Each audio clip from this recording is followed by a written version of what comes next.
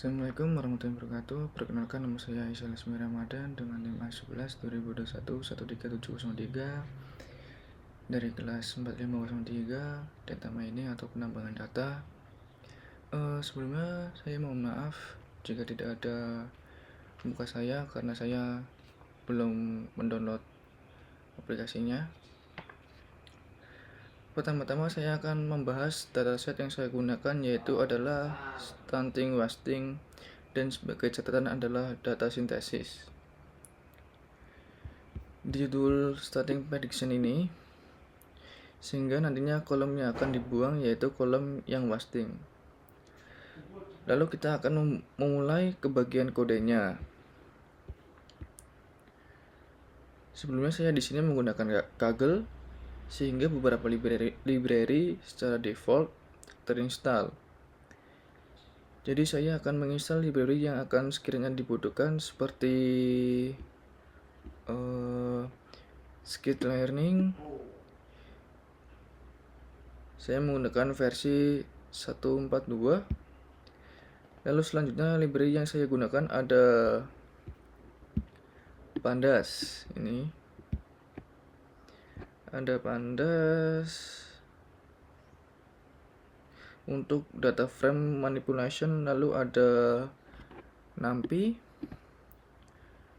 untuk komputasi angka-angka, lalu ada juga Matplotlib untuk grafik, Smoten untuk mengatasi imbalance, lalu simple inputer untuk input data yang nol, lalu min-max scaler untuk pengetahuan angka. Label encoder ini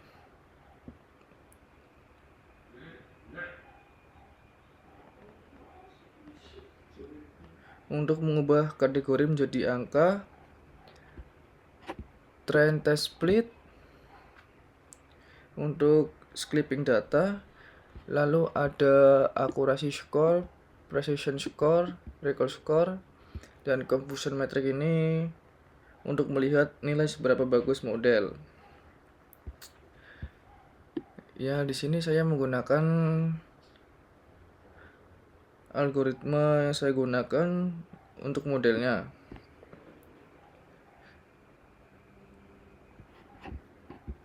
Di tahap ini kita harus baca dataset terlebih dahulu, lalu kita melihat isi 5 ke atas, 5 ke bawah, dan contoh 5 baris secara acak. Lalu kita melihat untuk mengetahui data lebih banyak, lalu selanjutnya ada data frame info. Ada data frame info untuk mengetahui data frame dan untuk melihat ada data yang nol dan ternyata tidak ada data yang nol. Lalu data frame describe untuk min max nya kegunaannya untuk melihat angka yang sekiranya terlalu aneh.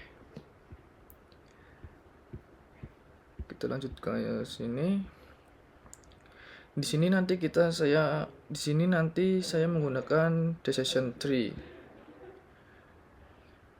Kita akan encoding atau merubah dari yang sebelumnya dari bentuk kategori atau objek menjadi integer supaya bisa diproses oleh machine learning. Ya, seperti ini. Kita ke bawah dan ini hasilnya. Ini juga.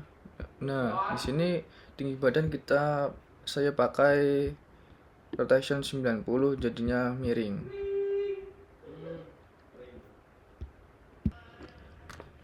Ya, di sini saya akan melanjutkan yang tadi. Selanjutnya kita akan ke tahap data processing pipeline untuk melihat ada imbalance data.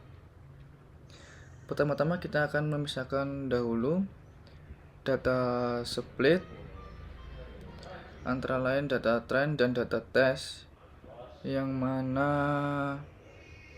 saya akan menggunakan perbandingan 80:2 atau 80% jadi 20%.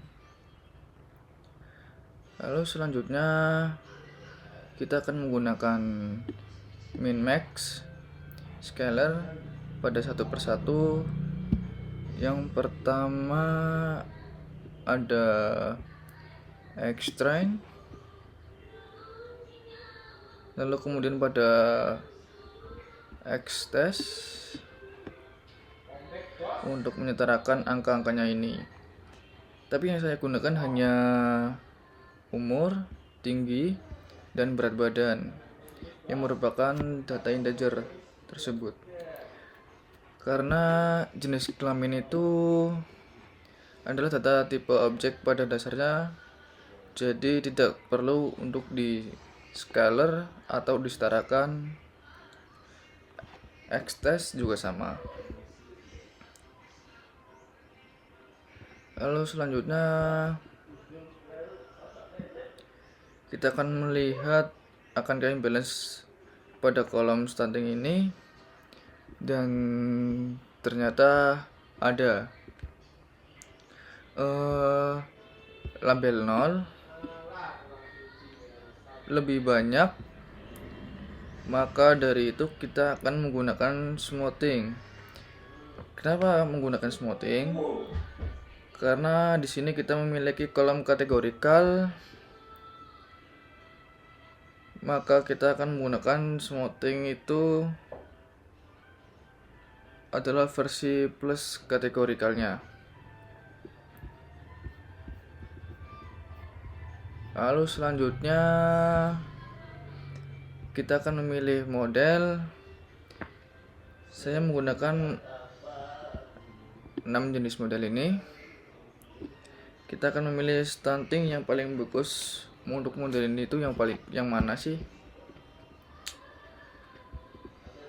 Yang utama ada logistic regression, random forest, XGBoost, naive Bayes, Neighbors, design tree. Nah, di sini kita menggunakan 4 kategorikal. Pertama ada accuracy, recall, precision. Nah, di sini kita ada contoh-contohnya. Di sini random forest menggunakan akurasinya 99%, belum 100%. Sini XGBoost 98%.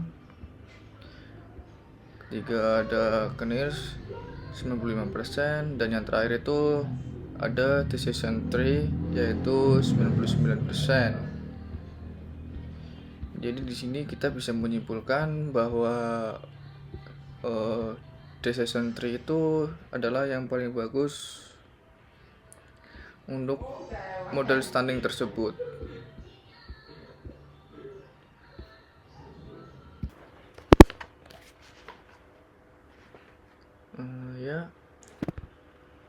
Assalamualaikum warahmatullahi wabarakatuh. Di sini kita pertama-tama membuat 3 file Python, yaitu app, model, dan preprocess. Lalu di sini saya isi file-file joblib tadi. Yang pertama ada model, terus color, dan juga hasil encoding jenis kelamin ataupun kolom stunting tadi. Yang pertama ada bagian preprocess terlebih dahulu.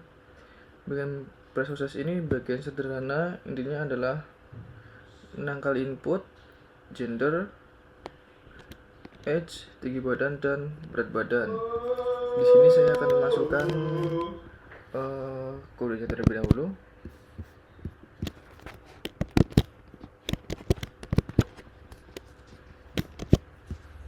Nah, ini ya yang saya maksud, ada gender, age, tinggi badan, berat badan. Lalu mengubahnya jadi data frame dan mengembalikannya jadi data frame. Nah, kita lanjut ke bagian model. Di bagian model ini menggunakan dua hal, yaitu untuk prediksi dan satunya untuk mengelut model-model dan mengscaler yang ada di sini. Ini sudah saya isi kodenya seperti ini. Terus kita ke app-nya. Di bagian app di sini bagian utama dari Streamlit-nya ya, yang nantinya akan menjadi seperti ini. Ini hasilnya. Kita coba kasih nama ini Shen, lalu gendernya laki-laki, umurnya 20. Lalu ini ada ini juga. Dan setelah itu kita ke predict.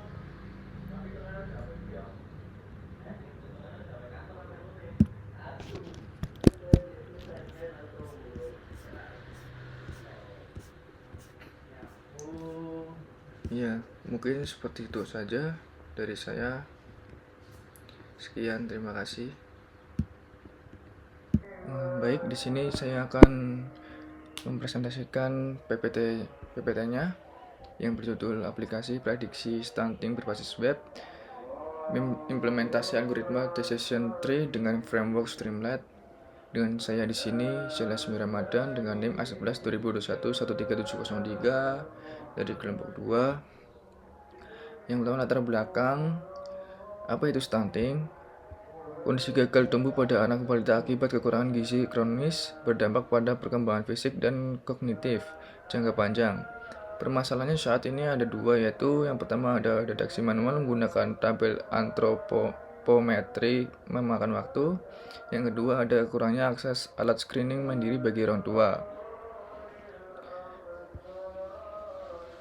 Tujuan penelitian tersebut yaitu ada penerapan data mining untuk melakukan pre-processing atau cleaning encoding untuk memastikan kualitas data optimal bagi model. Kedua, pembangunan model, melatih model klasifikasi decision tree dan optimasi hyperparameter untuk akurasi terbaik. Yang ketiga ada implementasi web, mengembangkan antarmuka Streamlit agar sistem dapat diakses pengguna secara real time. Di sini ada metodologi menggunakan CRISPR. Tahapannya ada business understanding, definisi masalah klasifikasi stunting, data understanding, eksplorasi dataset kesehatan balita, data preparation, pembersihan data dan transformasi data, ada modeling, pelatihan algoritma decision tree, evaluation, pengujian akurasi model, deployment, integrasi ke aplikasi web. Data understanding. Yang pertama ada sumber dan fitur data, dataset sekunder atau sintesis dari Kaggle yang mencakup data balita usia 0-24 bulan. Isinya ada gender, age, sex, weight, target prediksi, label, status stunting diklasifikasikan menjadi 4 kategori utama, yaitu ada severely stunted, normal, tall. Di sini ada data preparation. Fitur selection itu untuk menghapus fitur yang tidak relevan seperti kolom wasting untuk fokus pada prediksi stunting. Encoding untuk mengubah data kategorikal menjadi numerik, contohnya laki-laki sama dengan 0, perempuan sama dengan 1. Scaling untuk normalisasi fitur numerik, age, sex, weight menggunakan min-max scaler ke rentang 0-1.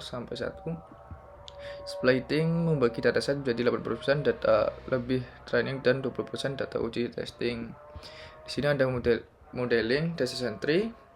Mengapa decision tree? Algoritma ini menghasilkan struktur aturan if-then yang transparan dan mudah diinterpretasikan, sangat sesuai dengan logika diagnosa medis. Hyperparameter tuning menggunakan grid search GV untuk mencari kombinasi parameter terbaik guna mencegah overfitting. Hasil evaluasi buktinya, analisa pertama model mencapai akurasi sumber dengan skor precision, recall, dan F1 skor sebesar 1.0 untuk semua kelas.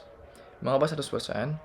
Penentuan status stunting medis bersifat deterministik berdasarkan tabel standar baku. Model berhasil mempelajari aturan logika X ini dengan sempurna dari data sintesis. Tampilan aplikasinya seperti ini. Input data balita, pengguna data secara mudah. Ada nama anak, jenis kelamin, umur bulan, tinggi cm. Kesimpulan yaitu efektivitas model data sentri terbukti sangat efektif untuk data berbasis aturan medis dengan akurasi tinggi. Aksesibilitas Streamlit berhasil mengemas model ML kompleks menjadi alat screening yang mudah diakses publik. Saran pengembangannya yaitu validasi dengan data rekam medis real atau puskesmas dan penambahan fitur grafik pertumbuhan. Sekian presentasi dari saya. Mohon maaf bila ada tutur kata yang kurang benar, mohon dimaafkan. Wassalamualaikum warahmatullahi wabarakatuh.